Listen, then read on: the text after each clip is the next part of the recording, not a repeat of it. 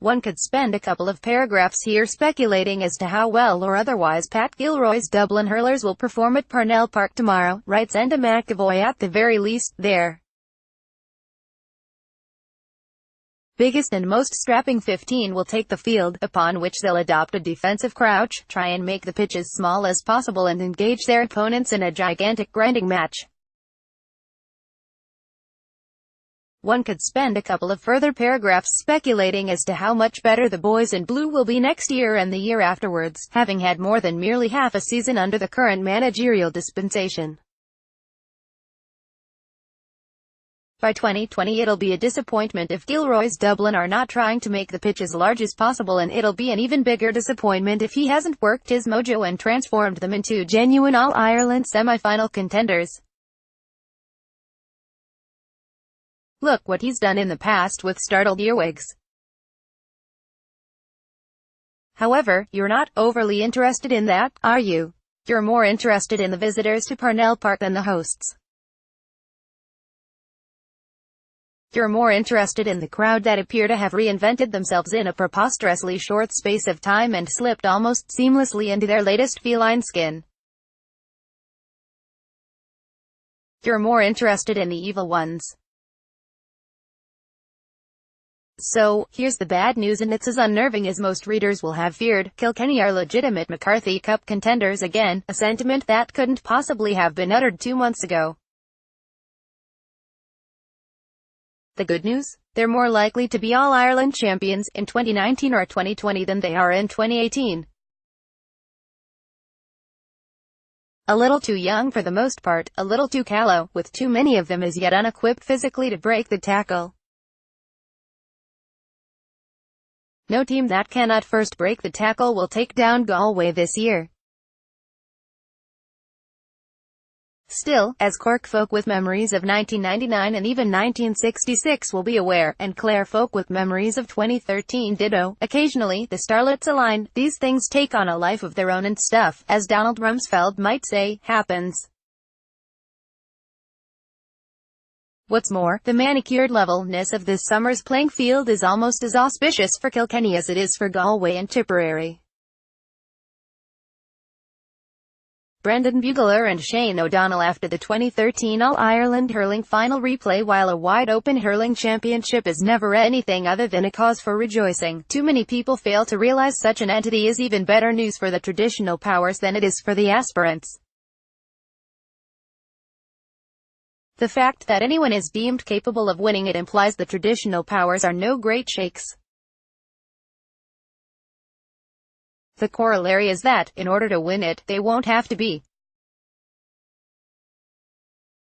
The introduction of a round-robin system in Munster and Leinster tilts matters, whether deliberately or more likely without any deliberation at all on the part of the counties who assented, in favour of the big armies. Reaching the All-Ireland final as provincial champions will take 6 games. Reaching the All-Ireland final as beaten provincial finalists will take 7 games. Reaching the All-Ireland final as the third-placed team in either province will take 7 games. Kilkenny played 4 games in winning in 2014. Kilkenny players take to the field in the 2014 All-Ireland hurling final. The importance of bombing out of the traps, or at any rate avoiding being left in the box, cannot be overstated. To hold that all counties will be running on fumes by round 5 misses the point. Some possess the resources to cope better than others. By way of illustration, the timing of Kilkenny v Wexford for the final weekend of Leinster's round-robin, as opposed to the first weekend, is better news for Kilkenny than it is for Wexford. More bodies to draw from, some of them belonging to Paul Murphy, Colin Fennelly and Richie Hogan.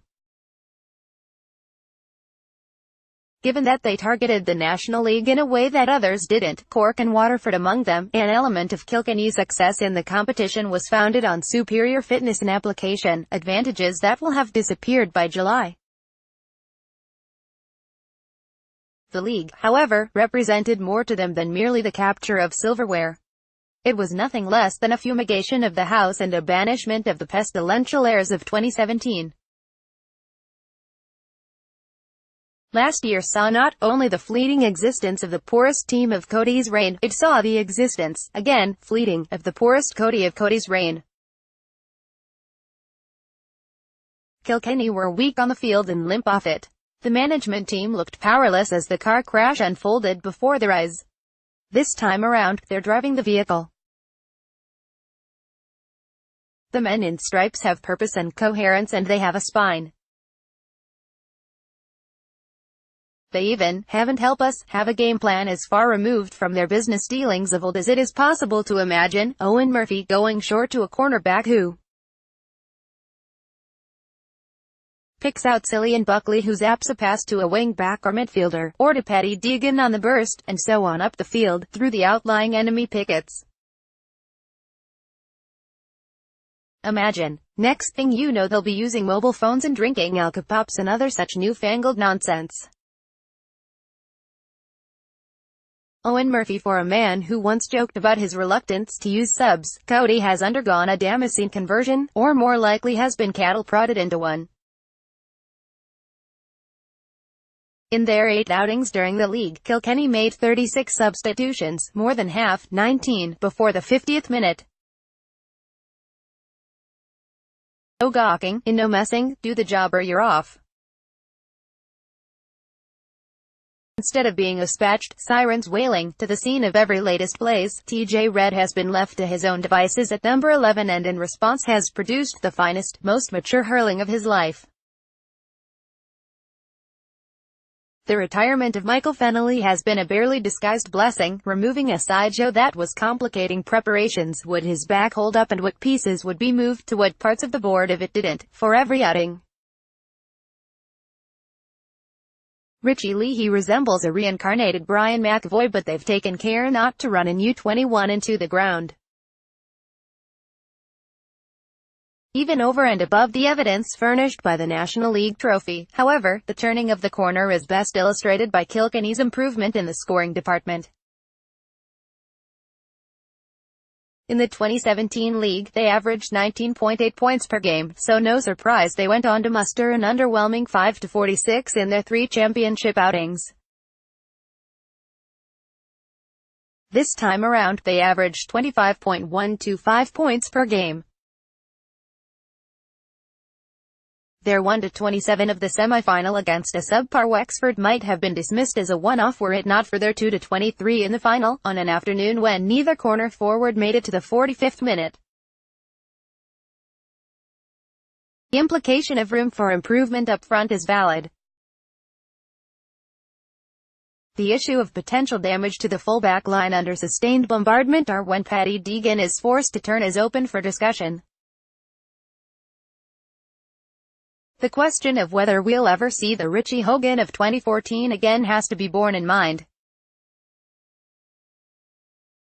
The inevitable apocalyptic scenario arising from Reid breaking a fingernail is best ignored. And no, Kilkenny will scarcely beat Galway in Salt Hill, while the visit of Wexford to Nowlan Park is no gimme. Yet, in big-picture terms, their resurgence is as unsettling for Clare, Cork and Waterford as it has been for Wexford. The presumed presence of Galway and Tipperary in the All-Ireland semi-finals left room for 2 counties from a host of well-matched candidates. The chorus line of contenders has been supplemented by a young and energetic one in a striped outfit.